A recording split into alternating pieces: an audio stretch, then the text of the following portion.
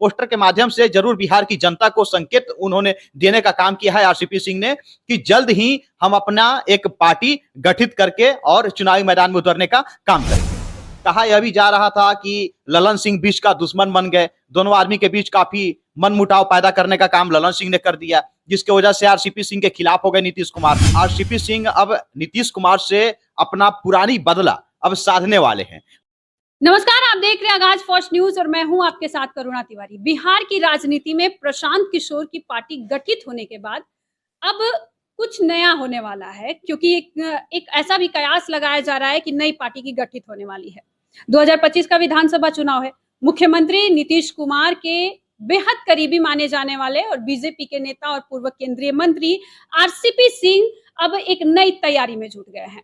इस विषय पर चर्चा करेंगे। हमारे साथ मौजूद है इस वक्त हमारे सहयोगी संजीव जी, पहला सवाल है कि आरसीपी सिंह क्या नीतीश कुमार से दो हाथ करने वाले हैं? उनका जो पोस्टर लगा है उनके समर्थकों द्वारा, जो देखिए पोस्टर उनके समर्थकों द्वारा पटना के सड़कों पर लगा है, लेकिन आरसीपी सिंह ने ही लगवाया है। क्योंकि जब बड़े नेता जब अपने तरफ से कोई भी स्टेटमेंट देता है या फिर पोस्टर के माध्यम से कोई भी अपनी प्रतिक्रिया रखता है तो अपने समर्थकों के द्वारा मतलब पोस्टर लगवाने का काम खास करके करता है। और बिहार की राजनीति में ऐसा है कि पोस्टर के जरिए क्या कुछ होने वाला है ये बड़े बड़े नेता अपना संकेत जाहिर कर देते हैं। रही बात आरसीपी सिंह की, तो आरसीपी सिंह अब नीतीश कुमार से अपना पुरानी बदला अब साधने वाले हैं। हम कह लें कि आरसीपी सिंह बीजेपी में रहते हुए लगातार सीधे तौर पर नीतीश कुमार पर हमला भी बोलते हुए कई बार नजर आ गए हैं।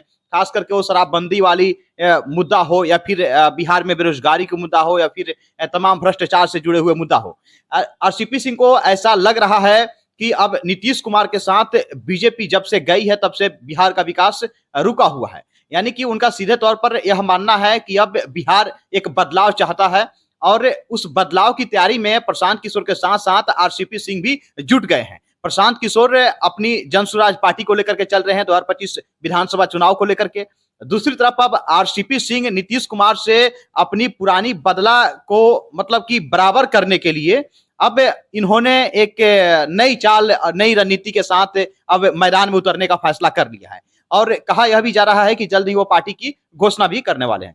अच्छा, जिस तरीके से आरसीपी सिंह अपना पोस्टर लगाए, बीजेपी उनको क्या भाव नहीं दे रही है जिस वजह से ये सब उनके साथ हो रहा है? देखिए सीधे तौर पर आरसीपी सिंह जितने दिनों तक नीतीश कुमार के साथ रहे, वो 1996 का आप समय याद कीजिए जब नीतीश कुमार रेल मंत्री थे, तो उनके विशेष सचिव के तौर पर आरसीपी सिंह जुड़े हुए थे नीतीश कुमार के साथ। तब से लेकर के और 2021-22 तक नीतीश कुमार के साथ लगातार आरसीपी सिंह का जो कहले साथ था वह साथ देखने को मिला। और जनता दल यूनाइटेड में जब तक आरसीपी सिंह रहे तब तक पार्टी में नंबर 2 के स्थान पर वह बने रहे। राष्ट्रीय महासचिव से लेकर के राष्ट्रीय अध्यक्ष तक का सफर आरसीपी सिंह ने जेडीयू पार्टी में तय किया, वहां तक वो पहुंचने का काम किए। 3 बार नीतीश कुमार ने उन पर भरोसा जता करके राज्यसभा भेजने का भी काम किया, केंद्र में मंत्री भी बनाया। लेकिन मतलब कि एक समय ऐसा आया कि आरसीपी सिंह का नीतीश कुमार से मोहभंग होने लगा। कहा यह भी जा रहा था कि ललन सिंह बीच का दुश्मन बन गए, दोनों आदमी के बीच काफी मनमुटाव पैदा करने का काम ललन सिंह ने कर दिया, जिसकी वजह से आरसीपी सिंह के खिलाफ हो गए नीतीश कुमार। अंततः आरसीपी सिंह को जनता दल यूनाइटेड छोड़ना पड़ा और बीजेपी की तरफ उनको जाना पड़ा। क्योंकि जब नीतीश कुमार के साथ जब आरसीपी सिंह छोड़ने का वो प्लान कर रहे थे, तब महागठबंधन के साथ सरकार बिहार में चल रही थी नीतीश कुमार की और बीजेपी विपक्ष की भूमिका में थी। तब इनको लगा कि चलिए अब विपक्ष की भूमिका में जो पार्टी है, जो बड़ी पार्टी है, उस पार्टी के साथ हम जुड़ते हैं। तो आरसीपी सिंह ने जेडीयू से पला बदलते हुए बीजेपी में शामिल होने का काम किया। लेकिन बीजेपी में जब से वो गए हैं, आप देख लीजिए लगभग 2023 से बीजेपी में वो जुड़े हुए हैं। बीजेपी में दिल्ली जाकर के शामिल भी हुए। तब से लेकर के अब तक कोई भी बड़ा मंच, कोई भी बड़े नेता के साथ वो बीजेपी बिहार में खास करके वो आपको कहीं भी मंच साझा करते हुए नजर नहीं आएंगे। चाहे वो लोकसभा का चुनाव खत्म हुआ, लोकसभा चुनाव के दौरान भी वो प्रचार करते हुए नजर आपको नहीं आए। नालंदा जिला में जाकर के वो बैठे हुए हैं और अपना रणनीति तैयार कर रहे हैं और बीजेपी से भी अब उनका मोहभंग हो गया है।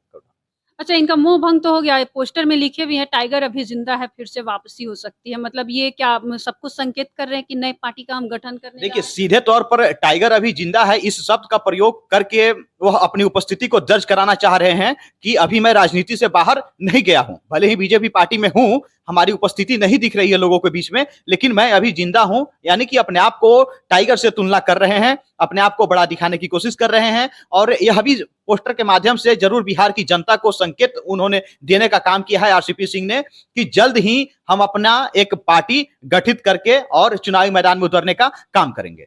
अच्छा, जैसे अभी जेडीयू में पहले थे, जब जेडीयू में आए तो मुख्यमंत्री के काफी करीबी माने जाते हैं, लेकिन क्या ऐसा भी तो हो सकता है कि इस पोस्टर के जरिए ये लोगों को बता रहे हैं कि टाइगर अभी जिंदा है, यानी कि नीतीश कुमार का टाइगर फिर से वापसी नीतीश कुमार के साथ कर सकता है? नहीं, बिल्कुल भी नहीं। आरसीपी सिंह बहुत हाई एटीट्यूड वाले व्यक्ति रहे हैं और वो मतलब कि आईएएस अधिकारी रहे हैं और कई केंद्रीय मंत्री के साथ वो विशेष सचिव, मुख्य सचिव के रूप में उन्होंने काम किया है।